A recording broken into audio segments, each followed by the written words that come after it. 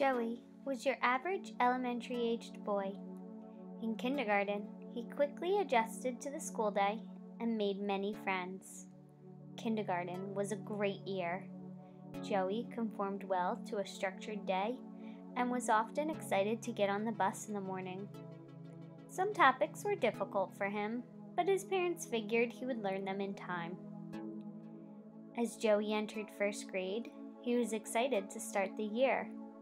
With a well-liked teacher, his parents knew he'd be successful.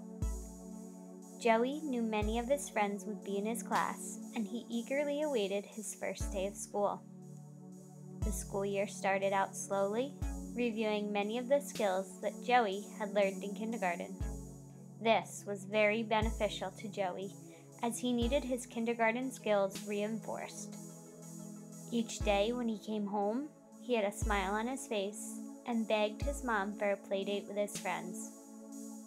But as the school year progressed, the work became harder.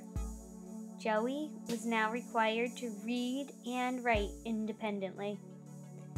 Joey noticed his peers progressing, but was struggling to keep up. His parents noticed a change in his behaviors at home. He often woke up in the morning and was reluctant to go to school.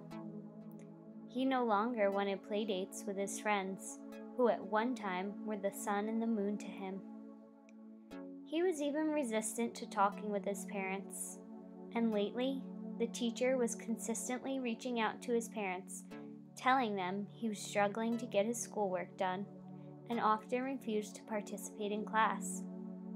His homework was not coming back completed, and he was falling behind his peers. His parents were lost for what was going on. And then came the day they sat down with the teacher and asked, "What more can we do for our son?" The teacher suggested they spend more time working on literacy at home. "Isn't that your job?" his parents thought. Joey's mom left the meeting annoyed and frustrated. Why wasn't anyone trying harder to reach her son? Joey's mom went home and scoured the internet for resources. As she searched, she came across many interesting articles. One taught her about the positive effects of reading aloud: increased brain development, knowledge, language acquisition, bonding, literacy skills, and a love of reading. Another read, "It takes 1,000 hours of lap time for young children to have the readiness skills in place to learn to read. If we begin literacy exposure at birth, children who receive 1/2 hour a day of lap time will have the developmental skills they need to read when they come to kindergarten.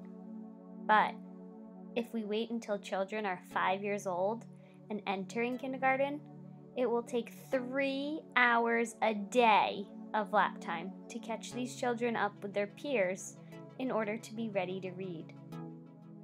She continued, "Research shows children have a better chance of becoming fully literate adults if reading is encouraged in the home.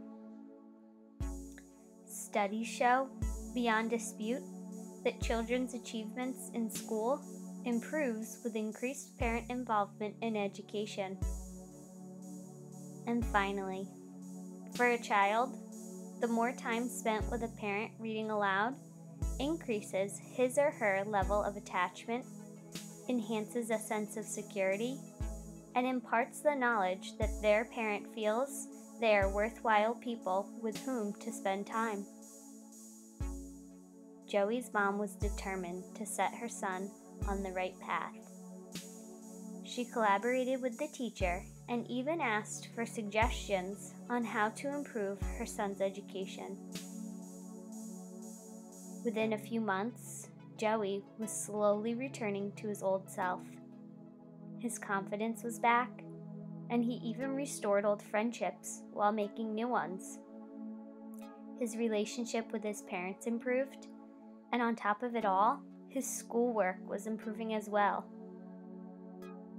Joey's parents, like many others, were never aware of the benefits of reading at home with their children.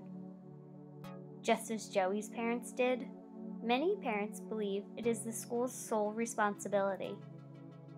But as you can see, it takes collaboration between school and home to instill the importance of education and literacy in our young students. Luckily, Joey's parents and the school worked hard at the start. In some cases, students go on to struggle their entire life with literacy.